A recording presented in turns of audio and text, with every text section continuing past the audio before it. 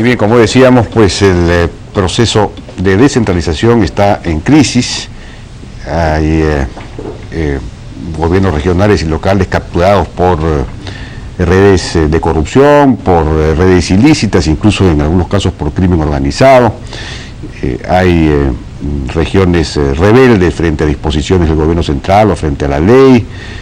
Esto también puede prolongarse luego del 1 de enero en que asumen las nuevas autoridades. En fin, la descentralización está en crisis y requiere una reforma. Entonces hemos invitado a Raúl Molina, ex secretario nacional de descentralización de la Presidencia del Consejo de Ministros, a Javier Torres, director de Noticias SER, y a Carlos Casas, economista de la Universidad del Pacífico. Buenas noches, ¿cómo están? ¿Cómo les va? ¿Qué tal? Buenas noches, ¿cómo estás? Bueno, una noticia que me llamó la atención hace unos días fue que cuando el alcalde de Comas abandonó el recojo de basura, como hicieron otros alcaldes también, la Defensoría del Pueblo lo denunció penalmente y luego el Ministerio de Vivienda intervino y procedió a recoger la basura, lo que indica que ante fallas de gobiernos subnacionales el gobierno central debería poder intervenir. En este caso no sé si tenía la facultad el Ministerio de Vivienda, pero lo hizo porque era una emergencia, me imagino. Bueno, pero esto habla de la necesidad de, digamos, establecer mecanismos que permitan recuperar la capacidad de servicio, la capacidad de control central, la capacidad de gobierno unitario, la capacidad de intervención cuando es necesario. Esta es, digamos, una de las líneas que se pueden abrir a la conversación que tenemos. ¿Qué opina Raúl de esta, digamos, por dónde hay que abordar la reconstrucción de un sistema unitario y al mismo tiempo la afirmación de la descentralización, por supuesto? Pongo ese caso para abrir el tema nada más. Uh-huh. Lo que pasa es que lo que tenemos que ser conscientes es que cuando decidimos descentralizar hemos complejizado la estructura de organización del Estado y tenemos varios centros de decisión que son interdependientes entre sí. Entonces, como muchas veces hemos dicho, se pasaron una serie de competencias, pero no se ha previsto lo suficientemente los mecanismos de articulación y coordinación entre niveles y entre centros de decisión ocupados por políticos, ¿no? Claro. Entonces, una de las carencias, usando el ejemplo que has dado, que tiene nuestro marco legal, es que no tenemos ningún mecanismo legalmente establecido para los casos en que un nivel de gobierno falla y le permita al nivel inmediatamente superior entrar. El mejor ejemplo que me gusta usar es el caso de Ilave. Si te acuerdas, cuando murió el alcalde, la municipalidad de Ilave, provincial de Ilave, se quedó cerrada como 3 meses porque el gobierno regional no podía asumir los servicios. Claro. Eso debería estar previsto en la ley. Hay legislaciones de otros países que tienen eso previsto para temas fiscales. En el caso de Colombia, por ejemplo, cuando una municipalidad incumple las reglas fiscales, el gobierno nacional lo interviene temporalmente. Y eso es mejor que esté regulado a que se tenga que hacer, como ha hecho ahora el Ministerio de Vivienda, improvisando, porque es un problema de salud que la basura esté botada en la calle. Y eso debería enmarcarse en el principio legal de supletoriedad. O sea, así como hay subsidiariedad, paso el servicio al que está más cerca, también debe haber supletoriedad. Cuando el que está abajo no cumple, el de arriba inmediatamente debe asumir, porque al final lo que importa es la gente, nosotros, los ciudadanos, y la obligación del Estado de servirnos. Ahora, subiendo a un plano más mayor con la pregunta que haces, yo creo que la descentralización lo que necesita es una nueva discusión política. O sea, ya tenemos como 12 años desde la reforma constitucional del 2002, y necesitamos volver a discutir porque ha perdido rumbo. Claro. Y es una reforma que involucra a políticos, entonces los políticos tienen que discutir el nuevo rumbo de esa reforma, digamos, por otros 10 años. Porque ya ahorita se ha quedado sin contenido, o sea, ya pasamos las competencias de los gobiernos regionales, no tenemos claro el rol que van a tener los municipios en muchos temas, los municipios todos sabemos que son muy diferentes. Hay que volver a hacer una discusión pública seria, sin apuro, de cara a las elecciones del 2016. Bueno, este programa, hay que aclarar, es grabado, ¿no? Y grabado con bastante anticipación a la fecha en que se está propalando. Y para grabarlo averiguamos en la Comisión de Descentralización si se estaba discutiendo, si era posible que se aprobara algún proyecto de ley de reforma, digamos un plazo más o menos breve, y estaban discutiendo solamente la creación de un distrito, digamos, no hay un debate en el Congreso sobre esto. No hay voluntad de enfrentar globalmente la discusión. globalmente esta discusión. Continuando digamos, por el camino que acabamos de abrir, el asunto de esta distribución de competencias, de la capacidad de intervención. Esto nos lleva al tema de la distribución de competencias que hay, digamos, la descentralización se hizo de una manera sumamente apresurada, ¿no es cierto? Y entonces finalmente se ha transferido todo de golpe y porrazo. A regiones. A regiones. A municipios casi nada. ¿A municipios casi nada? Casi nada. Tienen las competencias que tenían de antes. Los municipios, acuérdate que vienen desde el segundo gobierno del presidente Belaúnde, ¿no? Él reinstauró la elección en el 81 y de ahí tenemos alcaldes elegidos democráticamente de manera interrumpida. Pero algunos programas sociales, por ejemplo, no se transmitieron. Lo poco que se transfirió se revirtió. El problema con los gobiernos locales es, más que las competencias, es la cantidad de recursos que han tenido en los últimos años, los últimos 10 años aproximadamente, ¿no? Es decir, hace 20 años o hace 15 años los gobiernos locales, la mayoría de los gobiernos locales del país, por lo menos unos 1.500, 1.300 quizás, son pequeños municipios rurales que prestaban 3 o 4 servicios y no tenían fondos. Y entonces de pronto con el canon, con el aumento además de la tributación, entró pues un chorro de recursos y entonces empezaron a hacer muchas cosas, a veces yendo más allá de las competencias, con la mejor buena intención, en otros casos con no tan buena intención, pero ahí se ha generado un gran desorden, porque no eran instituciones preparadas para manejar la cantidad de recursos que tenían. Están ejecutando, perdona que interrumpa, Javier, cerca del 50% de la obra pública. Así cuando es, se ve obra pública, sí. de la obra pública, el 50%, 45, 50%, cuando hace 20 o 25 años no ejecutaba más del 3 o 4 o 5%. Sí, es decir, probablemente se ha producido una descentralización absolutamente radical. Claro, en la inversión pública. Ahora claro. el tema es que hacen mucha obra, mucha pequeña obra, que además da pues empleo temporal. Y entonces ahí se ha generado también una dinámica perversa, digamos, diría yo, porque la gente demanda obras que le puedan dar trabajo, ¿no?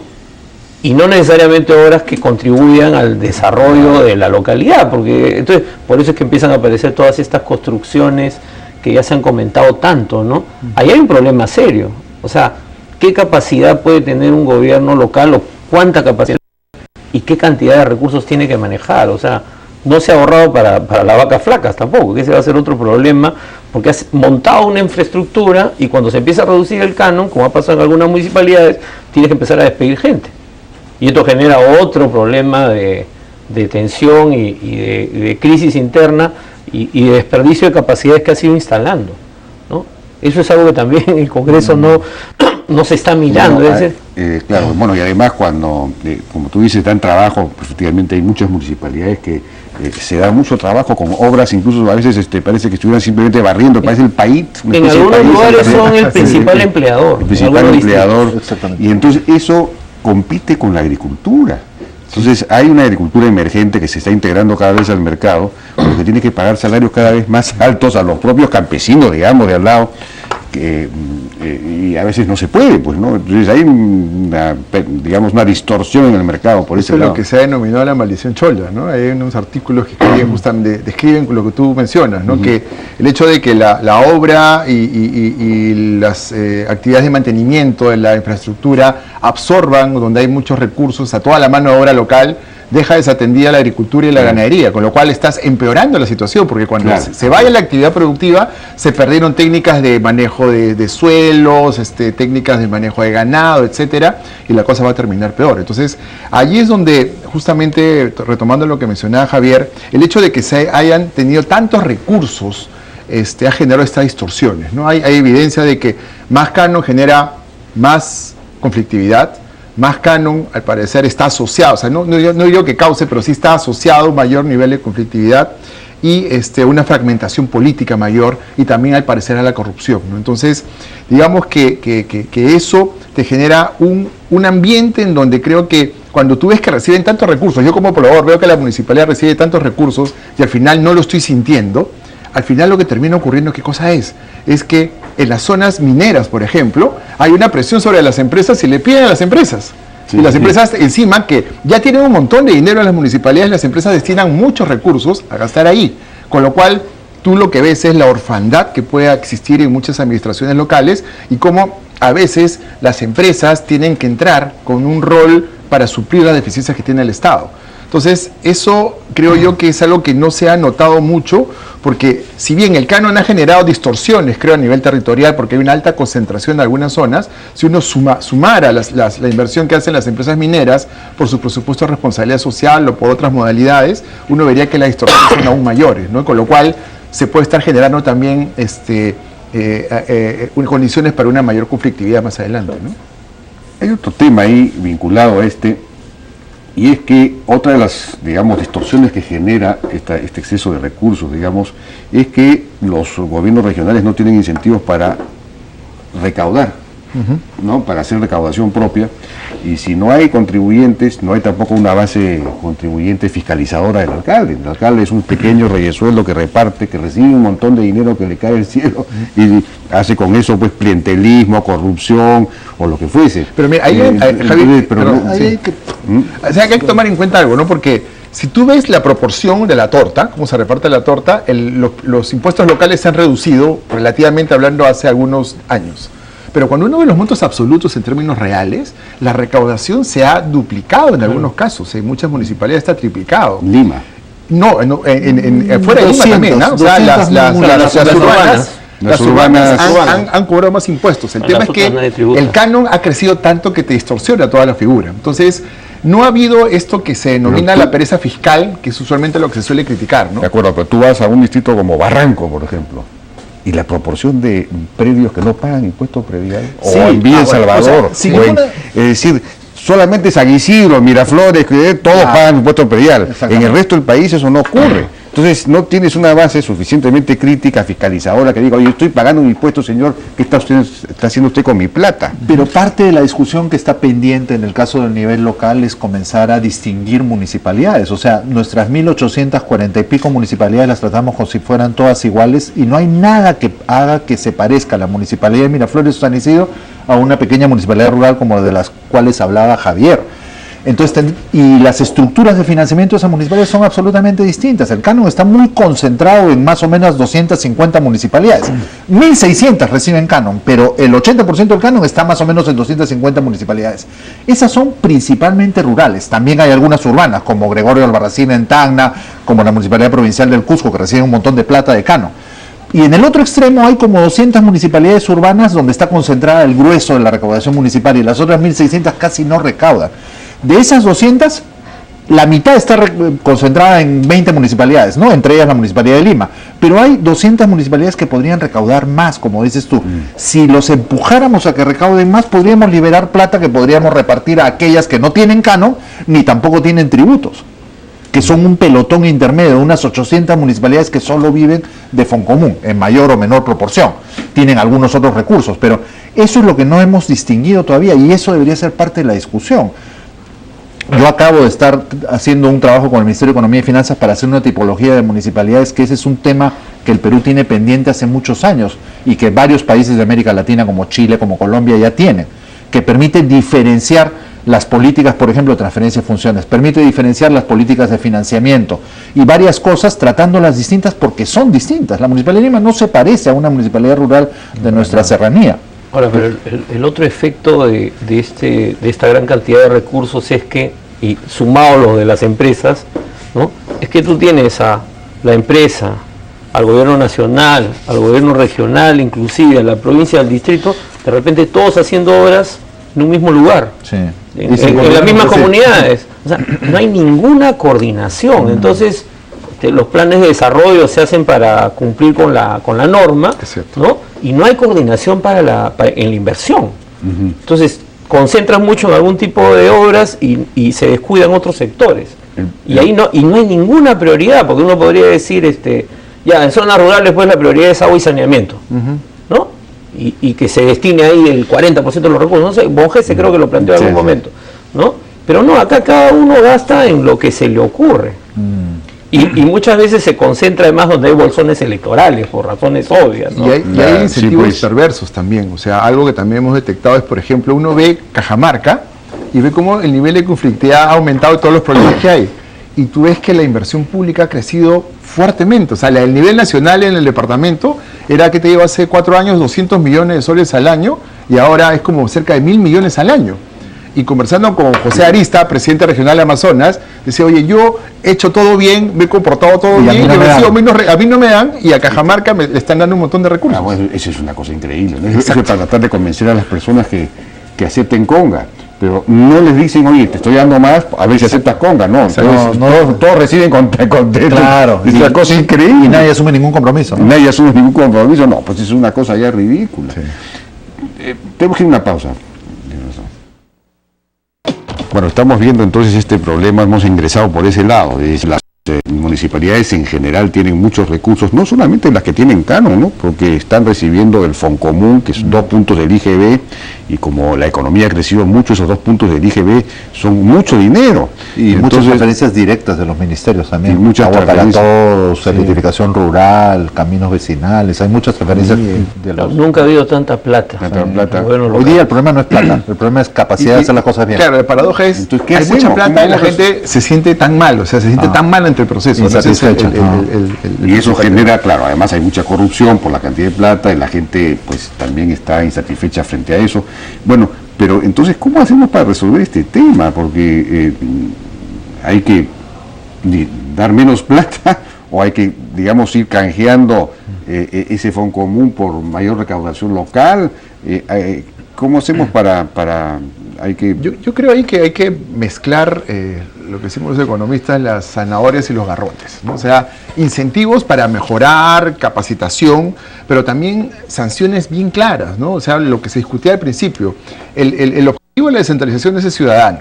Entonces, si alguien no puede dar ese servicio, que haya un mecanismo competitivo, que sea claramente establecido. Si no lo puede hacer a nivel local, que lo haga provincial, pues si no es provincial, será regional, pero que haya este tema de una sanción, en el sentido de intervenirlos temporalmente, de quitarles las competencias si es que no lo están haciendo efectivamente bien. Pero ahí la duda que teníamos cuando discutimos esto es, ¿el nivel nacional tiene la capacidad hoy día para poder intervenir en todos los sitios donde haya que intervenir? Mi punto es que no. Entonces debemos ser, creo, bien selectivos, y ahí sí, donde los casos sean flagrantes de ineficiencia, de corrupción, etcétera, que se dé una muestra clara y se puede intervenir. La Ley Orgánica de Gobiernos Regionales establece inclusive, hay un artículo ahí, que me acuerdo que se redactó cuando se hizo todo el marco legal, que está medio confuso, pero que en el fondo lo que decía es, y el espíritu es, si un gobierno regional pone en peligro la estabilidad macro o cualquier otra cosa, se podría intervenir. Pero el problema es que no se ejerce esa potestad que tiene el nivel nacional. Y eso nos lleva a la renuncia que creo que ha habido por parte del nivel nacional de justamente tener este rol rector. ¿De acuerdo? Y como no hay rol rector, no hay capacidad de planificación y no hay capacidad de supervisión y no hay capacidad de sanción. Entonces creo que ante eso, ante el desorden y que nadie hace que se respete la ley, tenemos básicamente el problema actual, ¿no? Tenemos todos los casos ya de desobediencia abierta, ¿no? Santos en Cajamarca, y el futuro presidente de Madre de Dios, que cree abiertamente en la minería ilegal. Sí. No sé qué va a pasar en Puno, si es que gana, si es que, en fin, todavía no sabe, la segunda vuelta va a ser el 7 de diciembre. 7 de diciembre, ¿no es cierto? Estamos grabando esto antes de esa fecha, entonces no... pero, en fin, pueden haber varios casos de desintegración nacional, es desintegración de la capacidad del gobierno unitario y amenazas de desintegración nacional, o de anarquía muy grande, ¿no? Entonces ahí no hay tampoco instrumentos, no hay instrumentos en la ley. Pero por eso es bien importante que creo que ya 12 años de ejecución de la reforma nos aporten suficientes lecciones como para hacer una remirada de conjunto y hacer nuevos acuerdos de cara, digamos, a unos próximos 10 años, ¿no? O sea, algunas lecciones claras que deja el proceso es: no transfieras a todos por igual. No tienes que transferir, digamos, todas las funciones al mismo tiempo. Tienes que tener mecanismos de respuesta ante casos de falla flagrante de un gobierno.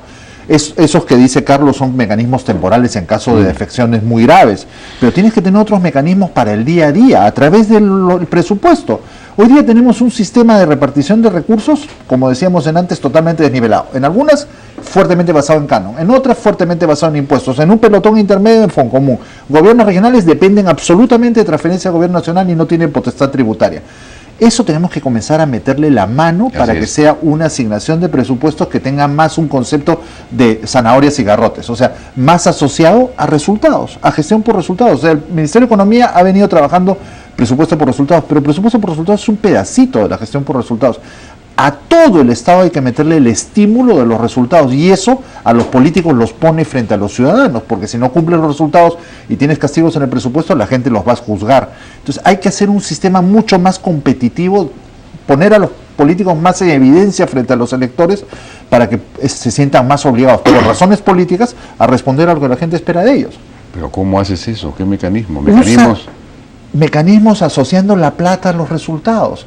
No, los gobiernos pueden tener un presupuesto de base para financiar sus competencias básicas, pero encima de eso hay que hacer más sofisticados nuestros mecanismos para asignar dinero en función de necesidades relativas, en función de cumplimiento de metas, trabajar fondos de estímulos transversales, trabajar fondos de estímulos sectoriales. Muchos ministerios lo están haciendo, pero no tenemos una visión de conjunto. Y profundizar este programa que tiene el Ministerio de Economía de incentivar la recaudación propia, ¿no? Claro, ese es un chiquito, ¿no? O sea, sí funciona. Profundizarlo un poco más. Y a partir de esa experiencia, muchos ministerios están entrando a mecanismos de ese tipo, como el Fondo de Estímulo del Desempeño que tiene el Ministerio de Desarrollo e Inclusión Social, que le está funcionando muy bien. Todavía es pequeñito, pero no estamos teniendo una visión de conjunto. Son iniciativas parciales o digamos desconectadas unas de otras. Pero ¿cómo haces para, por ejemplo, el gobierno regional, lo mencionaste, no tiene tributación, no cobra nada? Por lo tanto, Solo no hay una base digamos, no ciudadana regional, por decirlo así, tributaria.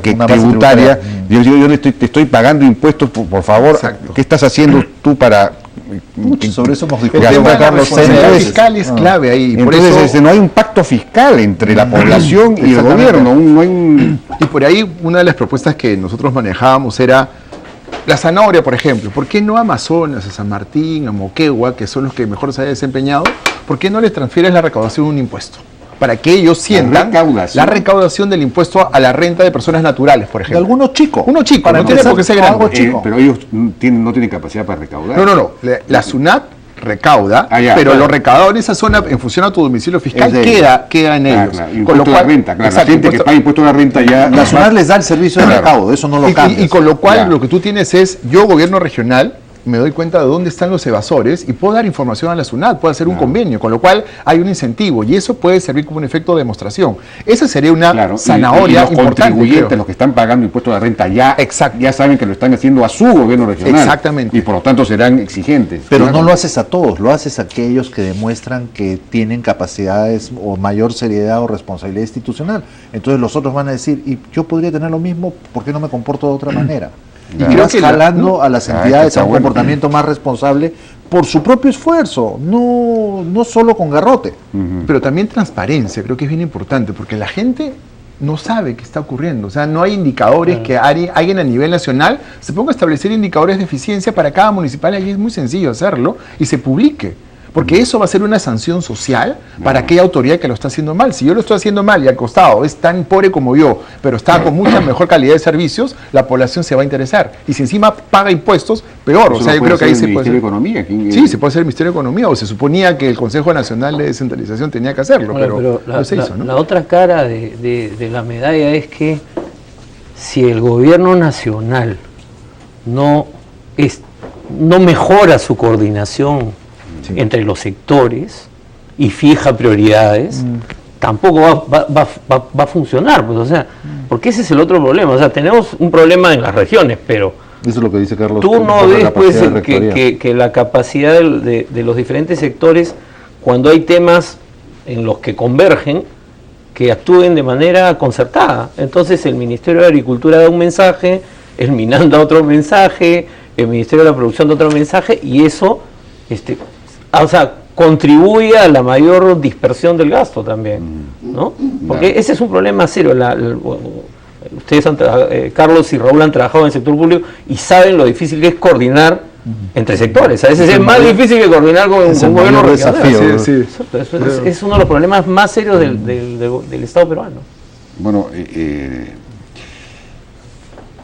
redondeemos la parte de la distribución o la redistribución de funciones y competencias entre niveles, que eso es algo con lo que comenzamos y que ha estado presente a lo largo de la discusión. la idea es que haya una verdadera certificación, es decir, eso lo has dicho tú varias veces, me parece, ¿no?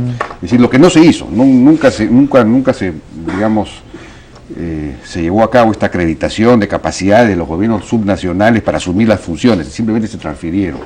Entonces es una cosa que se podría hacer ahora para redistribuir funciones según niveles, lo que corresponde, qué niveles se quedaría mejor cada eslabón dentro de lo que llaman una cadena de valor, que es algo que yo creo que también se puede aplicar a estas cosas. ¿Cómo es esto? A ver, se necesita un equipo técnico muy fuerte, digamos, ¿cómo esto hay que hacerlo, no? O sea, se necesita una propuesta metodológica clara y hacer procesos que van a ser medio complicados entre niveles subnacionales y los ministerios para revisar la asignación de funciones que se hizo en 2002-2003. El problema del Estado peruano es que sigue razonando en términos de funciones. Las funciones que son actividades. Entonces, en tanto que yo desarrolle mis funciones, yo estoy contento porque he estado actuando. El problema no es ese, el problema es que estás logrando. Y los logros se miden en términos de bienes y servicios que le entregas a la gente. Y eso es gestión por resultados. En lugar de partir de lo que haces, parte de lo que le tienes que entregar a la gente y en función de eso, revisa lo que le toca hacer a cada uno. En 2009, cuando fui secretario de Descentralización, se emitió un decreto supremo que propone un enfoque que se llama de gestión descentralizada, que ahora tímidamente varios ministerios están tratando de desarrollar. Y ese enfoque lo que propone es cadena de valor. Dice, si yo parto de lo que le entrego a la gente, a partir de eso, con el enfoque de gestión por procesos, yo levanto el proceso de producción que pone en juego el Estado para llevar ese servicio a la gente. Y hoy día ese proceso está siendo de alguna manera interviniendo la municipalidad, el gobierno regional, el ministerio, etcétera. O no interviniendo el gobierno regional o no interviniendo la municipalidad. Revisemos ese flujo. ¿En función de qué? De que el producto, que es el bien y servicio, se preste mejor, con mayor equidad, con mayor calidad creciente. Esa es la discusión que hay que tener. Los tres niveles de gobierno hilvanados en función de lo que el Estado le debe a las personas. La discusión solo por funciones no nos lleva a ningún sitio, porque es una discusión, yo quiero hacer esto, yo quiero hacer lo otro, y son cuotas de poder en términos de actividad estatal lo que se discute. ¿Qué partes del proceso vertical, digamos, corresponden a cada nivel? Exactamente, y eso es lo que tú llamas cadena de valor, claro. Es la función de producción de los bienes y servicios públicos. Eso es un análisis técnico, ¿no? Por supuesto. Eso es una cosa compleja. Donde tiene que tener la decisión política de apoyarlo y eso es lo de tomar las medidas de ajuste que el análisis técnico vote, y el análisis técnico tiene que involucrar a aquellos gestores públicos que están metidos en la cadena de valor. Porque ellos saben lo que necesitan del anterior, lo que tienen que entregar al siguiente, cuánta plata se necesita, las dificultades para prestar el servicio. Ya estoy agotado. Pero se puede hacer. El Ministerio de Educación está haciendo ese proceso lento, pero está haciéndolo. Y yo he intervenido antes en ejercicios similares en el ex-MIMDES, en el Ministerio de Salud. Lo que pasa es que se hace tímidamente y sin suficiente apoyo político. Y se queda muchas veces a la mitad. A nivel técnico. Claro. Se queda en la propuesta. Esto hay que hacerlo, esto ya es impostergable, pues, ¿no? Y los gobiernos regionales están dispuestos, Jaime, porque tienen un montón de problemas para gestionar, por lo que no están claras las competencias. Claro. Y regresando también al ejemplo inicial del Ministerio de Vivienda interviniendo, hay un problema, por ejemplo, a nivel, digamos, hay un problema de funciones entre los niveles provincial y distrital también. Ninguna claridad. Ninguna claridad. Con la última. Por ejemplo, el asunto de la recolección de basura en una ciudad como Lima, ¿no debería estar eso centralizado en la municipalidad provincial? ¿Por qué cada distrito tiene que tener su propio sistema de recojo? ¿Tiene lógica económica? Pues la recaudación de impuestos, ¿por qué cada municipio tiene que tener suficiente recaudación? ¿Por qué no se pueden consolidar en una sola en algunas provincias? O sea, también no tiene sentido. Ya es donde entra lo que menciona Raúl de tener este esquema diferenciado. En algunos sitios la dispersión geográfica sí hará necesario que tengas oficinas de recaudación separadas, pero en otros casos no, puedes aprovechar economía de escala. O sea, no tiene sentido acá que tengamos 1.846 ya oficinas de recaudación para solo recaudar 1.5% de todos los impuestos que es los impuestos municipales. Es carísimo. O sea, es carísimo, es lo más ineficiente que hay, o sea, de todo punto de vista. 1.5 del cual la mitad está representada por 4 o 5 administraciones tributarias, ¿no? Y todo el resto se entretiene recaudando unas poquitas platas de alguna tasa o algún pequeño impuesto. Sí, pues. Bueno, me están pidiendo una pausa, vamos a una pausa y regresamos por estos temas. Seguimos conversando entonces con nuestros amigos especialistas en el tema de la descentralización. Estábamos viendo el problema de la distribución de funciones entre provincias y distritos, donde no hay claridad, y específicamente el caso de Lima es uno en el que por otro lado, bueno, esto es un asunto que no sé si qué solución pueda tener, ¿no? Por un lado tienes 40, 42, 43 feudos, ¿no es cierto? Cada uno de Lima y Callao son 50 entidades de gobierno 50, sobre ese territorio que es una sola ciudad. Entonces es una cosa muy fragmentada que impide una planificación general, un planeamiento, digamos, de la ciudad en su conjunto, y luego la división, digamos, a estas alturas ya arbitraria entre Lima y Callao, ¿no? Eso debería estar integrado en una unidad. Debería haber un gobierno regional Lima-Callao, digamos, y no uno de Callao y otro de Lima, o Lima en general, todo el departamento, ¿no? Porque finalmente el hinterland también tiene que ver. Estas cosas ya sí que están fuera de toda capacidad de discusión. Es que son temas políticos, o sea, Colombia tiene un régimen especial para su capital. Ecuador tiene un régimen especial para su capital. No hablemos de países más desarrollados como Canadá o Estados Unidos o varios países europeos. Entonces, ¿cuándo vamos a ponernos a discutir el régimen especial para la única ciudad que tenemos en el Perú, que tiene 8 millones y pico de habitantes? Es la única ciudad que abarca 2 provincias, es la única ciudad que hoy tiene 50 entidades de gobierno si consideras a Lima y al Callao. Esa discusión es parte de la discusión política que hay que hacer. ¿Cuál es el régimen futuro para Lima? Claro, el Callao siempre ha tenido pánico de cualquier discusión de ese tipo porque dice Lima me va a comer. Hagamos una discusión que sea satisfactoria para el Callao, pero que la podamos implementar en un horizonte futuro que haga que esta ciudad sea más manejable. Por ejemplo, el transporte. No solo lo que dice residuos sólidos. ¿Cuándo vamos a seguir teniendo esa pelea de que yo te doy autorizaciones, tú me das autorizaciones, yo te prohíbo entrar? Todo el lío que hay ahora, los taxis en el aeropuerto que vienen de Lima, el Callao no los deja entrar. ¿Y quiénes somos los perjudicados? ¿El alcalde del Callao? No, todos los que usamos el aeropuerto. O estos grandes proyectos de corredores que se llegan al Mimi del Callao y no avanzan. Entonces, es absurdo. Hay países que ya han resuelto eso. Siguen habiendo las 2 municipalidades, pero hay una sola autoridad metropolitana de transporte, cuyo directorio están los 2. ¿Por qué no hacemos esas discusiones? Una sola autoridad metropolitana de residuos sólidos, una sola autoridad metropolitana de transporte, una sola autoridad para las cosas que sean necesarias que las 2 provincias anden juntas. Esas discusiones las seguimos evitando y las seguimos evitando y las seguimos evitando. Sí, pues, efectivamente. Ese es un tema serio. Ahora, el otro tema tiene que ver también con lo que hemos estado discutiendo antes, la corrupción y todo lo demás, y la manera de atomizar la obra. El asunto de las revocatorias, ¿no? La revocación, o las revocaciones, no sé hasta ahora bien cómo se dice. Revocatorias, la institución que está en digamos, se ha pedido la reforma de esto porque el otro día lo decía José Arista, tanto el presidente regional como el alcalde se ve incentivado a hacer pequeñas horitas para llegar a todo el mundo antes de que lo revoquen.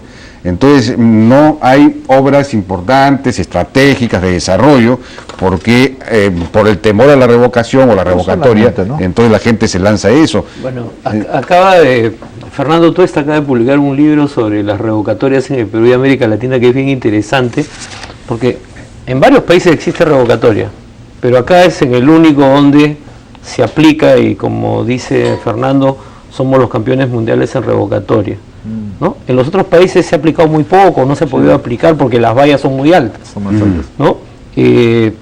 Vista la experiencia, es un mecanismo, y más todavía si finalmente se confirma la aprobación de la no reelección de autoridades, que en mi opinión ya no tendría ningún sentido. O sea, por lo que se ha mostrado estos 17 años de aplicación desde el 97, ¿no? que se hizo la primera, ¿no? Ninguno de esos gobiernos locales funcionó mejor después de una revocatoria. O sea, lo único que tuvieron fueron 4 años de crisis. Y hay varios distritos donde hay revocatorias todos los periodos. Sí. Entonces ya es como que elegimos alcalde por 2 años. Y llegamos a tener hasta 3 consejos como hemos tenido en Lima. O sea, Lima ha tenido 3 consejos, es inconcebible, digamos, en 4 años, ¿no? Entonces no puedes gobernar. O sea, ¿cómo puede haber visión estratégica así? Pues no hay forma. No hay forma. Claro. Se ha convertido en un instrumento de los que quieren asaltar el poder para apoderarse del botín. Eso más es un poco... si no hay partidos, ¿no? Entonces no hay cómo procesar esas tensiones y esos intereses, entonces el asunto es asaltar. Entonces es un instrumento del asalto, es una catapulta. Claro, es un poco la expresión del fracaso de la política. Exactamente. A nivel local o que donde se ha dado, ¿no? Es decir, no somos capaces de poder resolver los problemas por vías institucionales, entonces vamos y le decimos a la gente saquemos a este para poner a otro. o sea, la experiencia que uno constata y la mayoría han sido en zonas rurales, es que, como digo, no es que hubo una mejor gestión después, no hubo un mejor gasto. Ahora, lo que se ha propuesto en esto ha sido negativo, básicamente, ¿no?, es que si se mantiene la institución, porque la institución está en la Constitución, claro, ¿no?, ese es el tema, mantenerla, pero que el alcalde revocado salga, pero no sea reemplazado por un nuevo alcalde elegido, ¿no?, sino que simplemente asuma el segundo o el tercero, en fin, el que está en la ley, claro, pero lo que pasa es que teniente alcalde. Claro, hay que hacer varias modificaciones para que eso ocurra, porque también puede revocar pues al teniente alcalde y a todo el consejo. Exactamente. Sí, pues, o sea, mientras exista esa posibilidad, va a seguir existiendo el incentivo, ¿no? O sea, habría que hacerle muchas reformas para de alguna manera blindar el poner algunos candados. Pero yo no sé si Carlos se acuerda cuando estábamos los dos en el Consejo Nacional de Descentralización, al inicio de los 2000 las vallas eran más altas y un montón de instituciones presionaron al Consejo Nacional para que él a su vez presione al Congreso para que las vallas se bajen. Y al bajar las vallas lo que se hizo es lograr este alud de revocatoria. Se entendió que eso era mayor participación. Más democracia. Cuando es, ¿no?, más democracia cuando, claro, y veníamos de un periodo restrictivo, digamos, claro, ¿no? Entonces había un poco este afán. Pero ahí eso es un claro ejemplo de que siempre las reformas se hacen al calor de la discusión y de un extremo se pasa al otro. Reactivamente. Y al final terminamos peor que antes. Entonces no hay la cabeza fría generalmente, y eso que estamos discutiendo con Raúl y con Javier algunas veces, ¿por qué no proponer este tema de la descentralización, volverlo a retomar, por ejemplo, en el espacio del Acuerdo Nacional y levantar 3 o 4 puntos indispensables acerca de la descentralización? No reformar todo, pero capaz de empezar con cosas pequeñas en donde exijamos a los siguientes candidatos a la presidencia que por lo menos sobre esas cosas mínimas se pronuncien. Por ejemplo, ¿van a redistribuir el canon o no? Por ejemplo, ¿va a haber una recentralización de algunas funciones o no? ¿No? ¿De certificación? Entonces, te das cuenta que sobre esos temas nadie discute absolutamente nada. No está en la agenda. La Secretaría de Descentralización actual no aparece para nada. El debate a nivel político, lo estamos viendo, tampoco está muy presente. Y a nivel del gobierno nacional son muy pocas las iniciativas. Entonces, la idea, creo yo, es que tenemos que justamente trabajar en conjunto para levantar este tema porque es trascendente y creo que cruza a todo el país.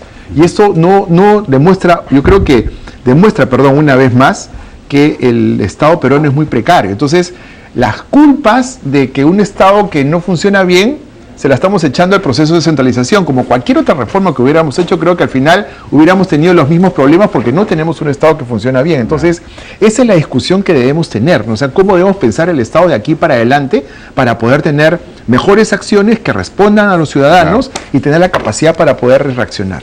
Tenemos que ir a una pausa, la última pausa, y regresamos. Bien, seguimos conversando acerca del tema de la descentralización. Bueno, esto nos lleva también al tema de en la institucionalidad en general y la institucionalidad política en particular y los movimientos regionales versus los partidos políticos. Los partidos políticos ya no están presentes en las regiones. En cada elección regional y municipal ganan menos municipalidades y menos gobiernos regionales.